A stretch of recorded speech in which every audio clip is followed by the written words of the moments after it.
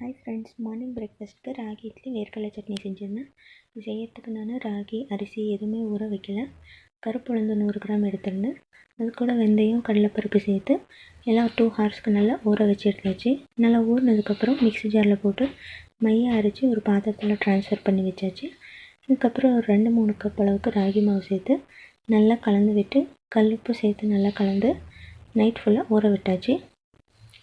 So morning இந்த மாவு நல்லா புளிச்சு வந்துடும். இது இன்ஸ்டண்ட்டாக ஈஸியாக செய்யக்கூடிய ராகி இட்லி. டேஸ்ட்டும் ரொம்ப சூப்பராக இருந்துச்சு. இதுக்கப்புறமேட்டு நம்ம சோடா உப்பு கலந்து இட்லி சுட்டுற வேண்டியதான். பாருங்கள் மாவு எப்படி புளிச்சு வந்திருக்குன்னு. இப்போ நம்ம இட்லி பாத்திரத்தில் ஊற்றி ஒரு 10 to 15 மினிட்ஸ் வேக வச்சு எடுத்தோம்னா சூப்பராக சாஃப்டாக டேஸ்டியான ராகி இட்லி ரெடி. இது கூட எல்லா சட்னிக்கும் ரொம்ப டேஸ்ட்டாக சூப்பராக இருக்கும். ஸோ நீங்களும் இந்த ரெசிபி கண்டிப்பாக ட்ரை பண்ணி பாருங்கள். ட்ரை பண்ணி பார்த்து கமெண்ட் பண்ணுங்கள். மறக்காமல் சேனலை சப்ஸ்கிரைப் பண்ணிக்கோங்க.